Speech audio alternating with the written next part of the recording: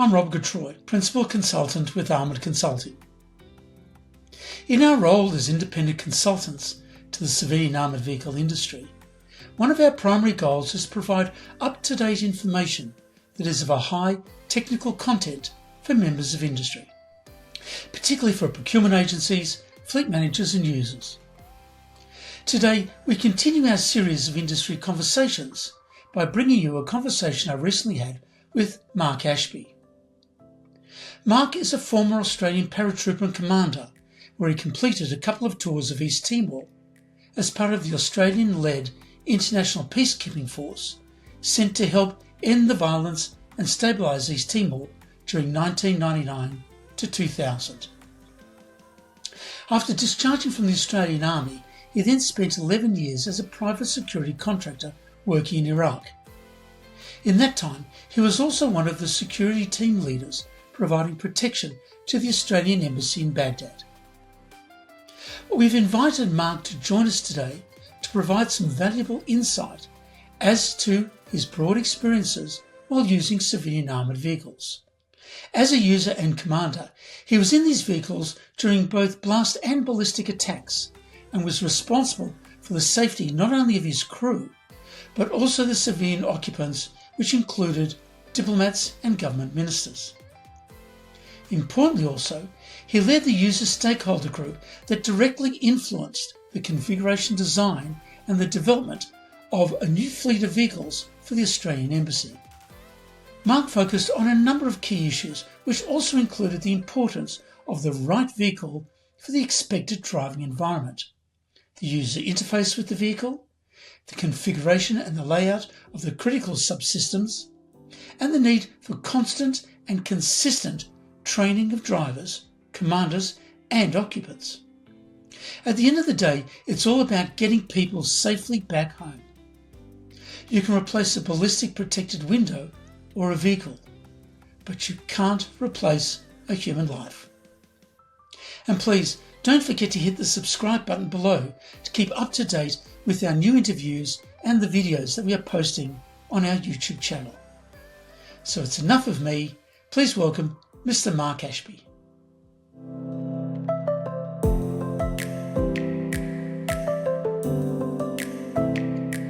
And good morning or good evening, different parts of the world again. And it's my pleasure today to welcome Mark Ashby, a man I've known for 10, 15 years, I suppose. And what we wanted to do in today's conversation is actually bring in a user of the civilian armoured vehicles. So it's a little bit different because in most cases people will hear from an up armourer, component supplier, from the procurement agency, and they all play a very important role in the development of the capability, the vehicle itself and its ongoing support. Today's conversation is part of that overall mix of the people who interact and work with the civilian armoured vehicles.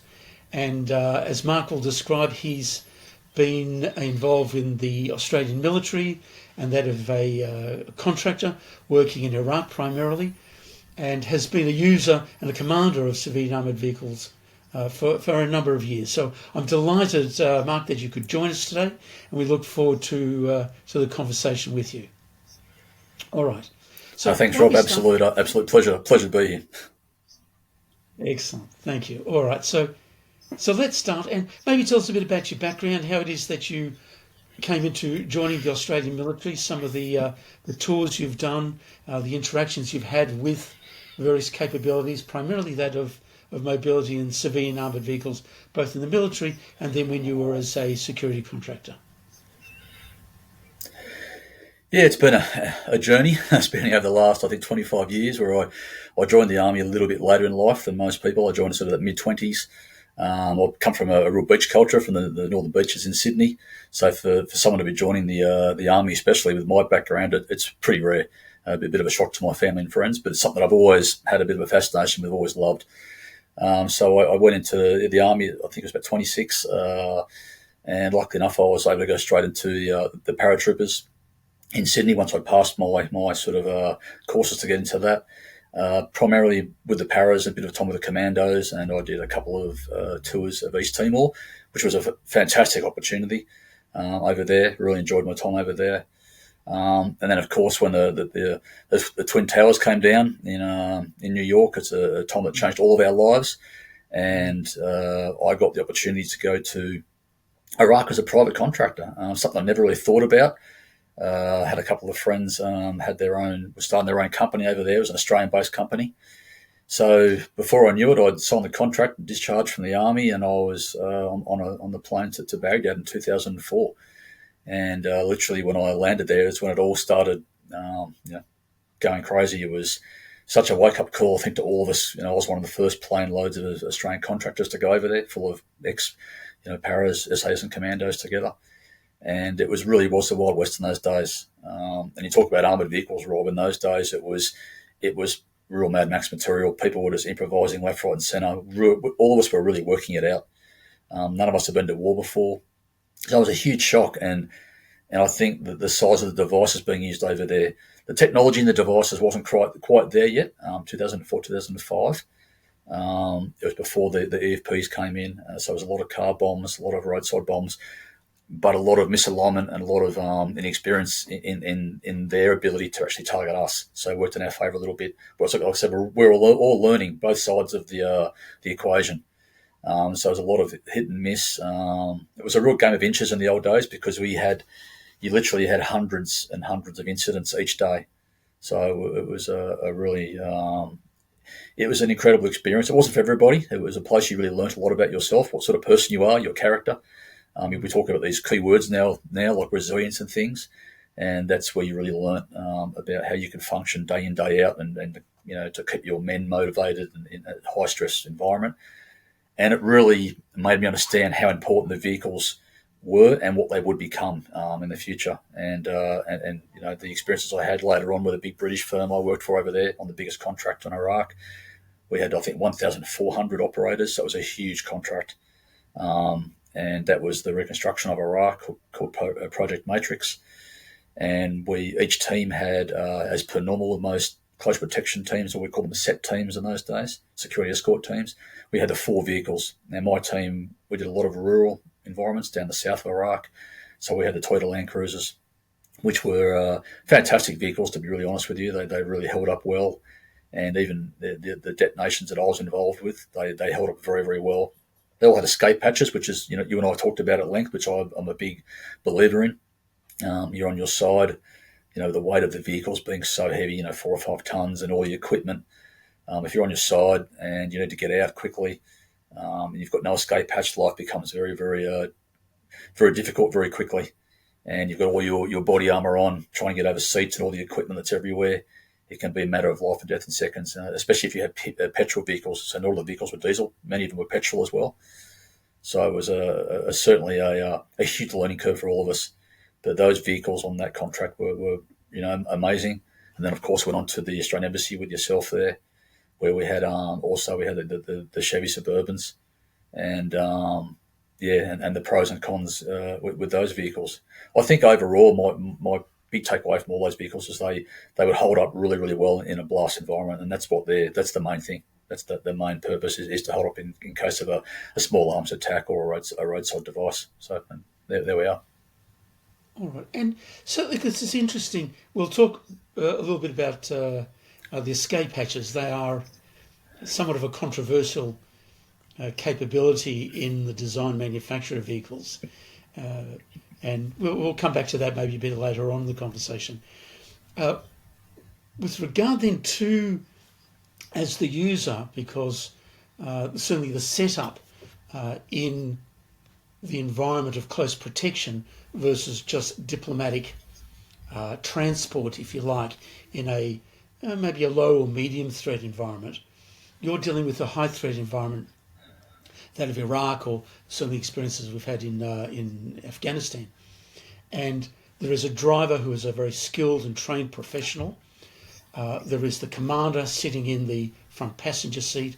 There are the principals in the rear of the seat. And so your role is very much that of the captain of the ship, if you like, in trying to manage the operator driving the vehicle, that 360-degree vision of the environment external of the vehicle, and understanding the threats that are being potentially you're going to face along the way. And just as an example, I remember in Afghanistan we're driving down one of the, I think it was Jalalabad Road by chance, and the commander said, "There's a man in front there, 50 metres away, and he's got a mobile phone. We're going to steer clear of him because we don't know if he's going to set off a roadside bomb through his phone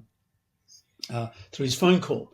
And so this is your role as the commander, and the occupants in the rear are generally ignorant. I don't mean that disrespectfully, but they're not aware of these actual risks in a minute detail as you are. So when working with the vehicles, are there any sort of major issues that you found as the commander trying to then manage all of this going on at the same time? I think in the old days, and I'll use the old days around that sort of, that sort of 05 probably through to 2009, 10. And there was many times back then where we really didn't have the vehicles set up like they became later on. When we came into the embassy times or the diplomatic times, the vehicles were a lot more thought went into them, where you placed your all of your HF, your VHF communications, where your weapons were placed. Can I access that quickly? Can I access my panic buttons? Can I access the satellite phone? And these are a lot of the challenges that when that all became much more fluid later on, it just made for such an easier environment, a user environment. You're not looking for it, you're not panicking. And it can be the clunkiest things, those little clunky things where, do you have the ability to get over seats? Can you get your clients, over the back through the back of the vehicle because of the seat heights? Can we recline the seats? And there's so many factors that come into it. And it was the evolution, I suppose, that made our life easier. Early on, there was very little input from the manufacturers. You literally got the vehicle delivered, and we pretty much had no say in the vehicle at all. It was delivered, here's your vehicle, and make the best of it. And of course, because of the contract size, and it's with the United States, they didn't want us to tinker with the vehicles, of course, to make our life a bit easier. But little things like you said, you've got your body armor on, which is roughly about 820 kilograms per operator. You've got your rifle on there. Now, me being a vehicle commander, I'm on the right-hand side of the vehicle because it's that US configuration, but I'm also, right-handed. So, for me to have any ability to utilise my weapon, you're hindered straight away because you're on the wrong side. If you're a left-handed person, it works brilliantly. But if you're a right-handed person, because in those days, a lot of the vehicles too had windows down. The windows weren't up, they were down. And especially the early days, like in 04, 05. And, at the end of the day, it was you were in that contact situation every couple of days, especially in places like Baghdad. So you were returning fire a lot, and it was that ability to be able to actually return fire out of a vehicle even if you're a commander. So you're trying to navigate, you're trying to pass on communications to your guys. You're trying to tell them, like you said before, if there's somebody's on a phone. It can be people on balconies, on rooftops, people making gestures. Are they putting in the early days the pigeons up to warn the locals that we were coming? And, is the village that you went to the day before now deserted? The day before was kids kicking soccer balls around. The next day you go around, or maybe a few days later, which we always tried to avoid going back to the same place, but sometimes it was unavoidable. Is it now deserted?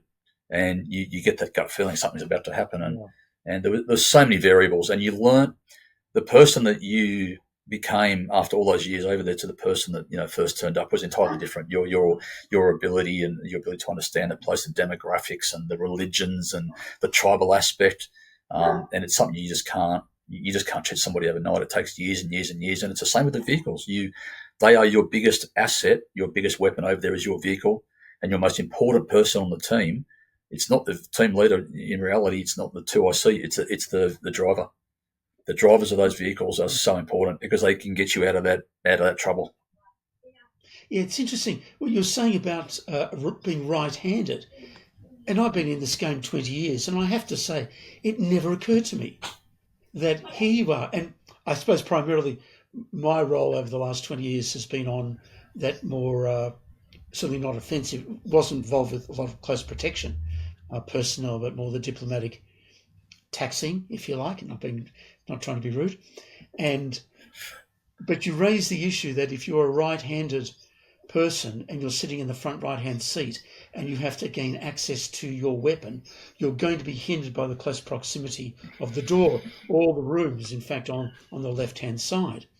But you raise the point, and I know you and I worked in about 2013-14 in regard to the design of a vehicle, where through your evolution too and my interactions with yourselves at the embassy in Baghdad, the Australian embassy, that the configuration of the vehicle, its internal setup, was a critical component to your ability to succeed in the work that you were doing. Exactly where the ECM control panel for the jammers was located, where the VHF radio was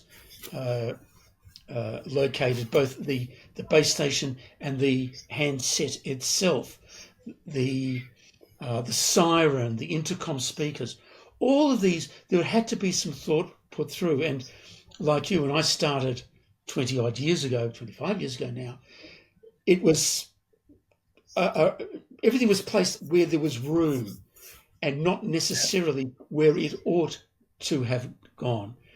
And so I remember we brought you in, and I think it was Wal from Through Life Support from the garage, and we'll talk about that in a minute as well, to bring in that actual user experience into the capability development program itself. So when the vehicle came off the production line, it was in fact designed to the way that you wanted to work. Maybe you can tell us about that experience from your side as a user and the fact that we as a project brought you into that. Yeah, it was such a great opportunity, and it was a great thrill. I was over in Baghdad as well, over there in the summer. As we know, it was absolutely horrendous, the heat, and then to get asked to go over with yourself and with Wal to the States was such a great experience, and it really opened my eyes up and just where the vehicles were being built there, and the factory complex and the technology there.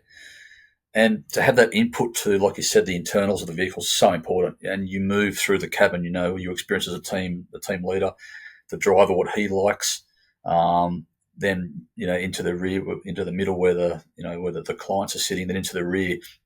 But that ability where we had that sort of stainless plate laid down in the back there where we could lie, reasonably sized man down on that top of that plate in the rear in the event of a medical emergency. You can maybe work on somebody in the back of that vehicle. These are things we never thought about before, where we access the medical kit. And the fact that all those heavy items like your trolley jacks and your hooligan bars, your jumper leads, everything's stored in those pigeonhole environments, under that compartment shelf in the rear and the boot, is just a godsend. You've got your rattle guns, because we actually had a guy up in Mosul years ago when I was on Project Matrix that was killed, where a trolley jack and a rollover came loose because it wasn't secured properly and killed him. And that was such a big wake-up call for everybody. We had some, it was just craziness because the vehicle became like a mobile hand grenade once it rolled over. Stuff was just going everywhere. And as you know, they're so heavy in the momentum of that vehicle. I've seen a 5-ton Toyota Land Cruiser once flip over a medium strip. The medium strip, I think, was about 5 meters wide, and it actually cleared a whole medium strip airborne, with as you can imagine, debris everywhere. And sadly, one of the guys lost his life in that. It was ejected, but it just demonstrated that you combine speed with momentum, and all that top heaviness with those vehicles. It could be a death trap. So it was so important to have everything, bolted down. So to have that input where I could say, this is where we want the Codan, this is where we want our VHF, like you said, your handset, you've got your panic buttons, your sirens, even all those little things, the ability to have that whiteboard that I could use to write on the dashboard, where I could write down, anything to do with an emergency, and if we have to send information back to our ops room. It was just an absolute game changer. And I spoke to a lot of the guys about it. I didn't just say, I'm doing it my way. I spoke to a lot of the guys who are, as you know, extremely experienced guys. Many of the blokes have been in Iraq, a decade. And some really good information came back about just how to make our life easier. So it was really groundbreaking stuff. Look, it's interesting you say, and we're going back to the development of the Chevrolet Suburban fleet that I did with, I was still in defence, but doing it for foreign affairs for the embassy in Baghdad. And, as an example of trying to bring the user into that capability development program very early in the project and the criticality of it. When I was working with the factory and we were looking at the layout of the interior of the vehicle, and I sat in the back seat and everything was fine. Well, I'm 5'7", and it was fine, not a problem. And the Suburban is sort of developed for the soccer mum, where the kids can sit up a little bit higher and then look out through the middle between the two front seats.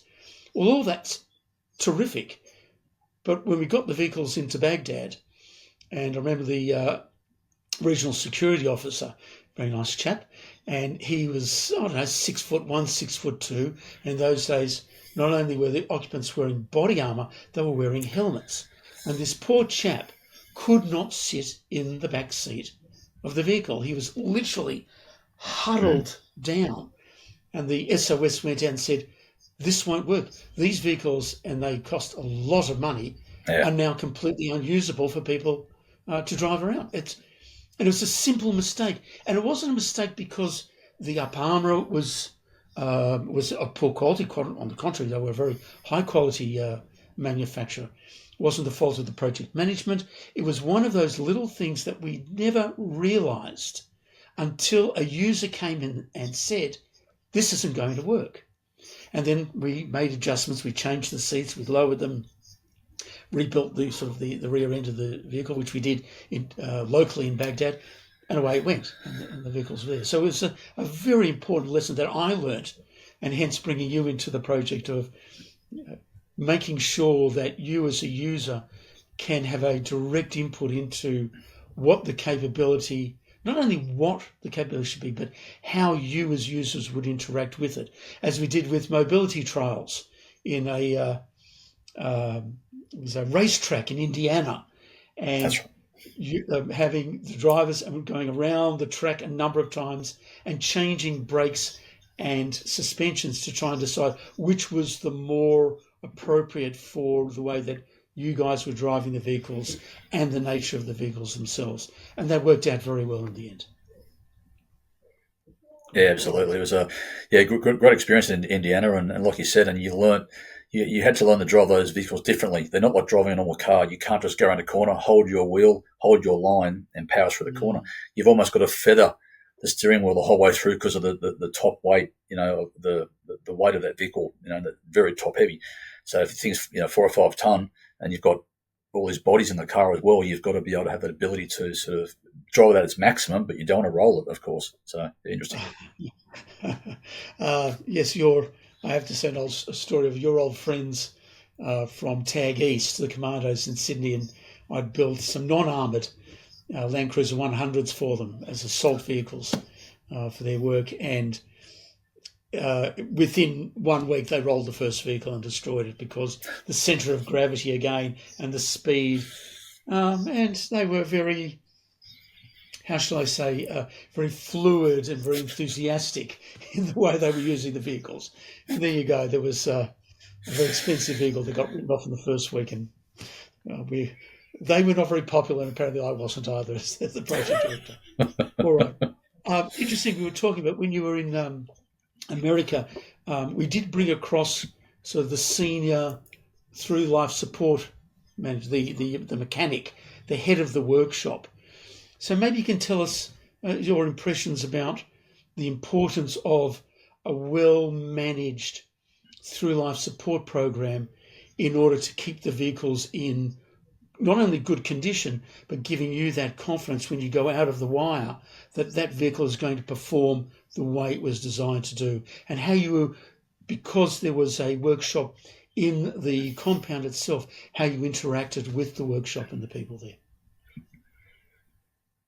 Yeah, great point, Robert. It was actually vital. I found it so important that we had Wall and his crew there, and Graham, the New Zealand lads, and it was just brilliant because you knew the quality of the work that was going in. You knew they cared.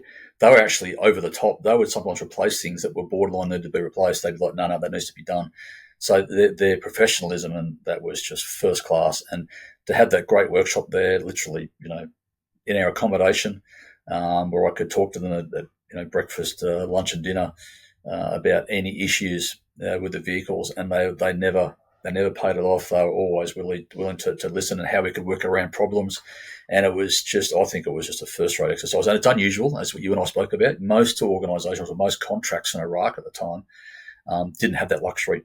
They had workshops, but they may have been, a third-party provider, different nationalities or countries undertaking all those servicing agreements with the fleet. But we had our own sort of people there doing all the work. And like I said, it was just brilliant. Whether it was, we always had challenges there with, whether it was suspension or your brakes and your air conditioning because of the extreme heat. It was, it wasn't normal conditions, was it? It was just the ultimate testing ground for any vehicle was Iraq during the summer. And what those vehicles did day in, day out, and that heat was incredible. Sometimes we'd be out at the airport waiting for a client for hours, and they'd have those vehicles running. And they were a testament to the toughness. Actually, I think they were fantastic. So for all their, maybe their cons, I think the pros outweighed them. But having that ability to have them there, where I could talk to them, and then going to America with Wal and him and I discussing where we were going to put things in the vehicles, how we were going to build the interiors, and that, it was just an amazing exercise. Your comment about the air conditioning is very true, and I know one of the challenges that fleets have working in high heat areas is that effectiveness of the air conditioning. And when you're taking diplomats around, they like their creature comforts, and one of the common complaints is that the air conditioner doesn't work so well in the rear seat. And I know through your experiences there, when we were looking at that capability within the system, because again, we brought this sort of systems engineering perspective to the vehicle. It's not just a vehicle that's got armour on it and send it out. There is a number of subsystems that interact, of which climate control is one of those systems. And we worked with, through your input, we worked then with the manufacturer to include a secondary fan into the engine bay in order to improve the flow of air through the engine in order to assist in keeping it operational as best we could along the way. And another interesting example I recall, when there was the issue of trying to get the spare tyre from underneath the vehicle, to remove it quickly, because if you needed to replace the tyre, even though you've got run flats, you want to replace the tyre quickly to still be able to move back to a safe area quickly. And it was laborious and very challenging to get the OEM wheel nuts off in order to lower the wheel, which was external and underneath the vehicle. And I think it was by memory too, correct me if I'm wrong, it was one of your local Iraqi workshop chaps who came up with the design, which was a hinged bracket that you could pull a lock out through the rear bumper bar, and that would drop the bracket holding the wheel. So you could redeem the wheel within literally 5 seconds. And it was his design, and that fed up through the chain, and we incorporated that into the next generation of vehicles. So your time is there as well. And so yeah, it's a very important aspect. Let's talk for a few minutes about how the vehicles actually then performed, and some of the reflections that you had in relation to maybe run flats or the ability to quickly manoeuvre a vehicle. As you say, they're 5.5 tons. So when there was a security incident, do you have any reflections about some of the better ways that the vehicles have been performing versus not so well in the way that they were performing? Any reflections there you might want to share? I'll tell you one thing that I learnt over there is just also because maybe someone's a special operator, or they've been doing this incredible level of operations for a long, long time. It doesn't make them a good driver. And I really learnt that overseas. I think driving any sort of vehicle is a skill. I think you're really born with it, and I think it's like a golf swing. If you're either a good driver or you are not. And when you have somebody in a vehicle like that weighs that amount of weight, and they're a bit of a nervous driver anyway, it really exasperates that problem. So it was vital to have the correct guys in there, correct. And we had some fantastic drivers at the embassy. We used to see what we were like, the guys, how they drove, and in sequence, in patterns, and the blocking, and that was just first rate. And the vehicles, I think, like I said, for everything that they were put through, they really, really, did well. It's also over there. It's whether you're driving in the dust, whether you're driving in the wet, because as we know, the Iraqi desert isn't like, say, the Australian desert. It gets soapy and it gets slippery. We've got the sandy desert in Australia. You drive into it, you just sink. In Iraq, you actually slide. You slide across the desert. I've had an IED explosion once where the vehicle I was in, we went onto our side and we slid 200 metres out into the desert, on the side of the vehicle. Yeah, I had enough time to actually do some comms. I actually was talking on the radio. The guys were sliding out there, telling them we were okay. It was crazy. And that was in a Land Cruiser back in, I think, around about 2008 or something. So it would have been a Land Cruiser 100, which is actually lighter than the 200 or 300s. Yeah. You're still sliding across. And it's a very important point you made before about the air conditioning as well. It is so vital because you are right. When people come over to the Middle East and they get out of the luxury of being in Dubai or Abu Dhabi, where it's all nice in hotels, they get into the real Middle East, which is like Iraq, isn't it? That's the real Middle East, in my opinion. And it's such a wake-up call to them. It's such a reality check of like, wow, this is that they feel very uncomfortable. A lot of them are terrified. And having that one little creature comfort like air conditioning can make their life a lot easier and cool, and basically, cool them down and keep them cool in their temperament as well. And you might think that we all get used to the heat after all those years. You never get used to it. You never get used to working in 50 plus degrees, wearing all, our flight suits, our charcoal flight suits and all that gear. So to have that aircon, it's a godsend. Absolutely it is. And there's not one operator that would disagree with me that we all love to have the air conditioning over there. But I think the vehicles that I found, the Land Cruisers, of course, the Suburbans off-road, they can't do anything. They're really inhibited. The old school Land Cruisers over there were brilliant, absolutely amazing, because we did a lot of off-road work because it was so dangerous back in the day that we didn't want to set patterns. So we had to take the back roads, and maybe we're going through palm groves or through little villages, and a lot of dirt roads, gravel roads, a lot of sand. So it was a testament to those vehicles to really get through that. And like you said, we had to have that ability also, if we had a flat tyre, to be able to change that tyre quickly.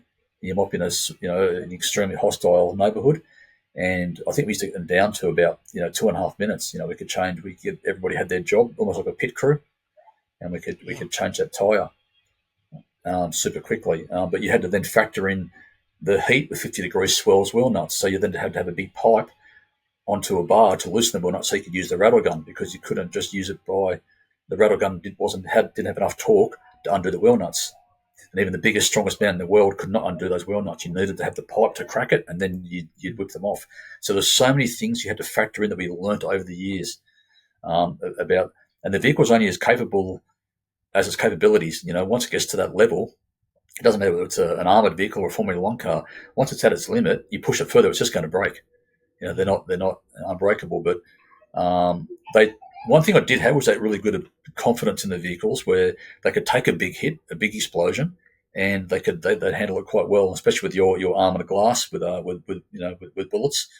Maybe not a 50 caliber, of course, but up to that 7.62 level, they were very good. They could take massive hits, numerous hits, and you very rarely were encountering anybody on the other side of the coin using 50 calibers towards us. It was very rare.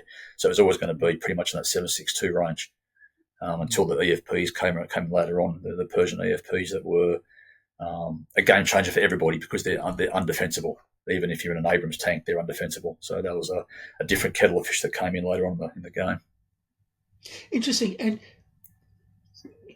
you're talking, look, it's interesting, you were mentioning about when you get multiple hits of in a ballistic attack, leave aside blast for the moment, and or I suppose even a blast attack, some reflections of how you as a commander, how the driver, whilst you're trained professionals, you had a degree of experience and understanding of that. How you were then interacting with the occupants who may very well for the first time have been in one of these incidents, and how you were reacting with them to keep them calm as you were going through the process to get away from the combat type area, if you like, and then get into a safe area, and then moving back into the compounds. So were there any sort of reflections now that you're sitting in the comforts of Sydney, Australia, looking back at those days, that you can reflect on? Yeah, look, people panic, and there won't be one operator that doesn't admit when they first got to the Middle East, when we first got to Iraq, and that the early days, we were all a bit terrified. It was the great unknown, and it was a real wake up call for us. Just the size of the explosions, the detonation, the overpressures, all these things that we experienced. Now, if you put somebody from Canberra in that vehicle, and you have a small arms attack or you have a roadside bomb, even if it's not a direct hit, you're going to get that shockwave that goes through the vehicle, and it's going to terrify anybody. I don't care who you are. And it's about making sure that you give them simple orders, simple directions. It's not about making it complex and confusing them. They've got to understand that if something happens, that they've got to, take directions from the vehicle commander. They can't just decide they're going to try and exit the vehicle if it's on fire. Maybe the fire isn't really imposing a threat to the vehicle. Maybe the fire is just outside from another vehicle. So the biggest thing we always used to explain to our clients is just listen to the simple directions that we give you. That give us the best chance of keeping you alive to get home to your families, and that's what we used to say to them. Now, if that means that we just drive off that contact zone, back to our location, and we do a debrief, and the vehicle's a bit torn up, that's the best case scenario. Maybe somebody's injured. I've seen it all, Rob. I've seen people lose limbs. I've had friends lose their lives over there, many of them, and every scenario what I found is different. We used to train for scenarios, but quite often the vehicle won't be on the road. The vehicle might be 50 metres away down a ditch. We had one of our vehicles that got blown up by a giant AFP. We could not find the vehicle that was hit because it was such a huge explosion and there was so much dust. There was a couple of local kids who were pointing to us where the vehicle was. All right, so you've got to remain calm. You learn. I think you learn a lot about yourself, like I said before. And the longer you're there, the calmer you become in those environments. You've got to learn to slow time down a little bit, because if you flap, if you panic, you're just going to make mistakes. And it's all about that key moment, sometimes seconds, where you can actually get yourself out of trouble. Any incident in the Middle East, I always found it would bring people in from everywhere. If you're in an urban environment, and believe it or not, when a bomb would go off, the locals would come from everywhere. They don't stay back. They come running in, and you don't know who's friend or foe. You don't know if it's going to be a secondary device, which they started doing years later. You always knew it was going to be a small one. Then they're going to air all the first responders in. Then there'd be a big one. The big one would go off and take everybody out. So it was just about being fluid, about being well trained, and having the right. The biggest thing for me was having the right members in your team. You wanted those guys in that team that you could trust with your life. They're all alpha operators, but you needed to have the guys that could, do the job day in, day out, that stayed motivated, they were professional, and you just knew that they had your back and you had their back, and that was the most important thing, because you may have clients for a couple of weeks, for a couple of months, and they go home, but the guys remain. The guys are there for all those months and all those years. They kept that level of professionalism up for all those years. It was probably the hardest job for me, like being that leader in that leadership environment, where you've got to keep them, like I said, motivated, keep them professional, and because you want them to go home to their families. And quite often, their families, and I had some great leaders over in the Middle East that I got to learn off as well. I had a couple of amazing generals US generals I learnt off when I was with the Americans, and just about looking after your people, about remaining calm, giving simple instructions. It was like the higher that they got in their rankings, the calmer they became, and the simpler they became. They just removed all complexity and just keep it simple. You want to give people instructions so that they understand it first time. Just because you understand it doesn't mean they do. So just keep it simple. Look, I think it's interesting what you're saying, and I think one of the key takeaways that you've been emphasising through the stories is that the vehicle as a system needs its capability to be designed based upon how it's going to be used. And the cookie cutter, make one size fits all production of an armoured vehicle, really, it has a role if it's just picking someone up from the airport in Berlin and driving them to an embassy. It's fairly low risk in that regard. But when you're operating in, even as we've dealt with clients in Mogadishu or in Cameroon, where there is a higher level of risk, East Africa, in the Middle East, Central America, we've done some work. And the capability has to be designed for that operating environment. It has to be configured in relation to the way that the operators will work with the capability. And probably, and the point I think you're making, is that the driver, the commander, and the occupants need to be trained how they're going to work within that environment, both from the aspects of the hostility external to the vehicle, as well as the capability of the systems within the vehicle, and finally then the people who are managing all those events and the machinery, if you like, of the vehicle itself. And you can have the best designed vehicle in the world, but if the driver and the commander are not competent, then the occupants will be at a higher degree of risk, let alone the operators themselves. And so, that aspect of ongoing training for different scenarios, drivers being trained not just in driving down beautiful asphalt roads to and from the post office or the airport, but in semi-rural areas, in compacted, unsealed roads at different speeds, different conditions, whether the rain or the dry and the high winds, etc. And understanding then how the vehicle is going to perform and what type of reaction they are going to be expected to produce. And I have to say, I think that's one of the great failings within the industry. There's a lot of money and time spent on developing the vehicle, putting it out into the field. Through life support is not as good as it could be.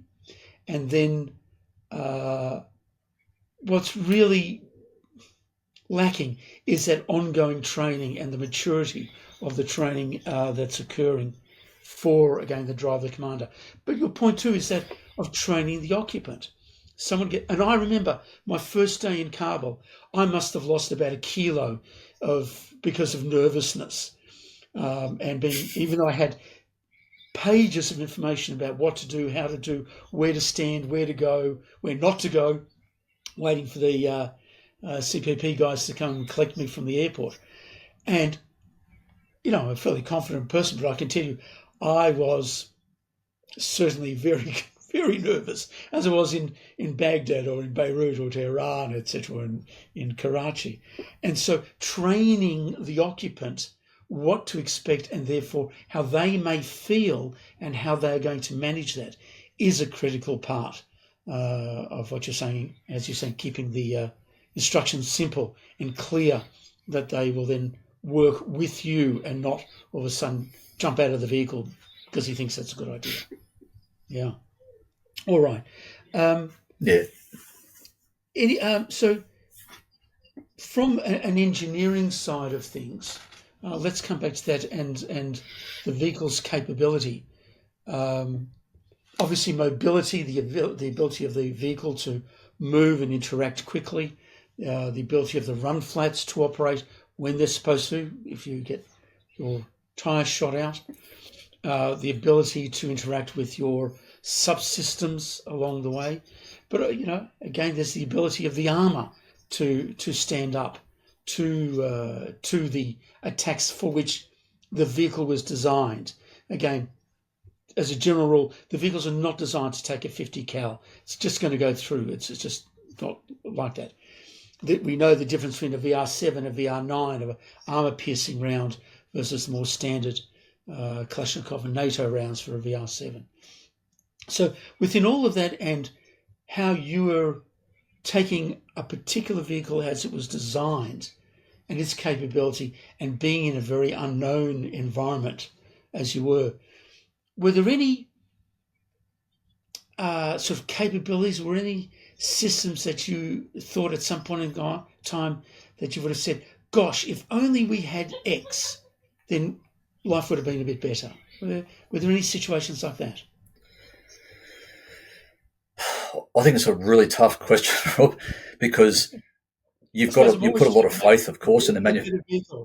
I'm always trying to build the perfect vehicle and understand, what did we miss out on? Yeah, it's very hard. And like I said, you can ask a Formula One driver, what does he think about changing something? He'd be like, yeah, maybe I'll change this. But you put so much faith. You put faith in the people that are building them. Because I saw some bad examples over there in my time. I saw some shocking examples from big companies. I won't go into who they were, but ones you'd be like, I just don't want to get into that vehicle. It was scary. And, with windows rattling loose and, no armour in the doors. The door to close it. Oh, no armour in the doors. I saw armoured vehicles you could shoot like an 8K round would go straight through the door. I mean, it was like, wow. It was actually safer to have your head high because the glass was going to give you more protection than being down low. And it was just, and so the vehicles we had, I think we were very spoiled and blessed with them because we were told we were going to get this product, and we pretty much did. With the little differences here, like I said, where I wanted my radio, or I wanted to have my kill switches, or I wanted to have my Codan or whatever, and you and I attempted to make that better. Did we struggle with those in the past? Was it like an absolute nightmare for us? No, we just got on with the job, and the guys were professional enough to make that work. Overall, I thought the vehicles were great. They had a great acceleration to get you out of trouble. They could really hammer along. Look, the suspension and the braking things, it's always going to be tested because you've got so much weight. You've got some big bodies in those vehicles with all of that. Like I said, they've built body armor and trolley jacks and a couple of clients. You're talking 5.5, probably closer to 6 tons sometimes. Okay. So you're sometimes asking for things that you can't have. My biggest gripe that I used to always, worry about was that, like I said before, the amount of material that could move around inside that vehicle. Because it's strapped in with a couple of bungees, you get that 5-ton vehicle rolling at speed. Like it's all hell's going to break loose. And that's what it does. So I think that, like I said, I was very blessed with the contracts that I was on, and the vehicles, and I saw them take hits. I've seen them take big rounds.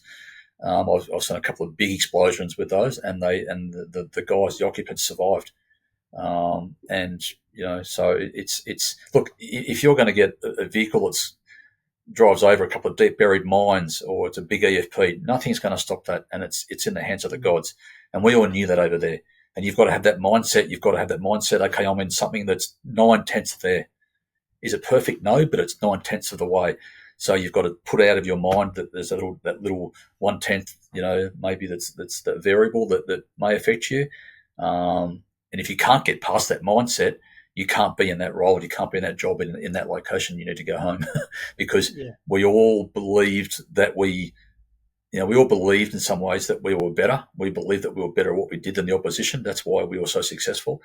Without being arrogant about it, we just believed we were better, and the vehicle was our tool, to help us, achieve that.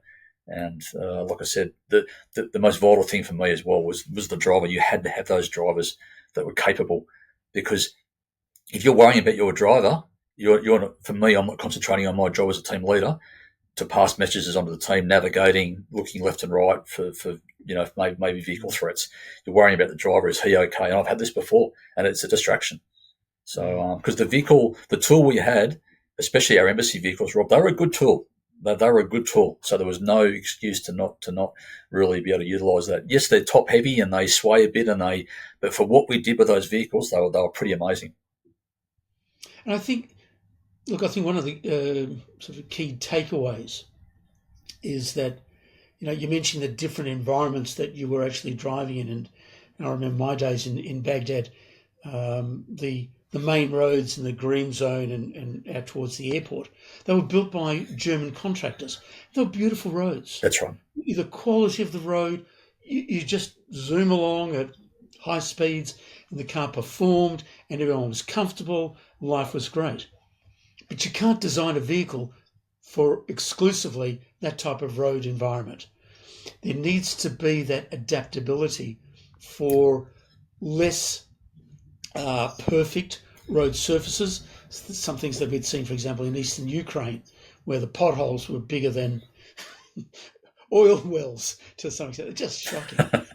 And then you're going into compacted roads, or you're going to soft surface areas, and trying to manage the development of the capability, build a vehicle that isn't the best necessarily for the superhighways, is not necessarily the best for the dirt roads, but it has enough capability that you can reach a level of acceptable performance in each of the different commonly experienced environments. And again, same for protection, that you can't protect a vehicle against the 50 cal and the EFPs and 300 kilos roadside bomb that's 2 meters from you. That's not one of those things that you can do, but you can create the capability that will, together with all the other risk management tools that you would use, allow the best possible likelihood that you can perform the mission and return back to base in a safe manner. And I think that's probably the attitude that you were taking in all your missions in those hostile areas. Yeah, absolutely. That is the key takeaway for me is that every mission I used to go out there on, especially when you're out in the red zone in Iraq, the way we used to describe it is we had our souls, and our souls for me were those operators in each vehicle and the clients. And all I cared about, of course, the mission's critical, and they want to get the job done. But for me, my biggest concern always was, to get everybody back safe and get everybody home. It's probably my proudest thing, actually, in all my years in Iraq. I did 11 years in Iraq in total. That I never lost one of my guys in charge. When I was in charge, I never lost one of my guys, never lost a client. And people say, what's your greatest memory from that, or your greatest achievement? That is it in a nutshell, that I got everybody home. Yeah. 100%. And is that always through my own good work? Look, I'm a person who's I'm very perfectionistic. I want everything to be done well and done nicely. A bit of luck involved in that as well. Of course, there's a lot of luck. If you went left versus right, you picked this road today instead of that one. So it was a combination of hard work, professionalism, and also that bit of luck. But they say you make a bit of your own luck as well. But so it was probably to explain to people, it was the best job for us that we could ever do, and the worst job we could ever do in the same sentence. It was the absolute level, the pinnacle of what we all set out to do in our careers. Some of the things we got to do and achieve over there, it was amazing, an amazing experience, to be honest with you. It would probably never happen ever again, what we did over there. Well, hopefully not. I do dream of the day that we don't have to make civilian armoured vehicles, and that civilians can go around all the different areas of this world and not have to face the threats of people wanting to do harm. And so I have to say my hat goes off to people like yourselves and all those who put themselves in harm's way in order to try and achieve something that is better out there. And thank goodness that civilian armoured vehicles are there. Thank goodness that there are very skilled engineers, systems engineers, mechanical, ballistic and blast protection engineers that combine together to create what is hopefully as good as we can make, given the technologies that are available. And that's coupled then with people like yourselves, highly skilled, highly motivated, people who care about doing the mission and coming and bringing back their people safely at the end of the day. You can replace a vehicle. Don't worry about it. You can't replace a person. And I think that's the key takeaway that we have. Great. Yeah, absolutely. Right. Mark, thank you so much for your time. It's wonderful to catch up after such a long period of time. I appreciate it, and wish you all the very best for the future. Yeah, thanks very much, Rob. It's been an absolute pleasure. Take care. Cheerio.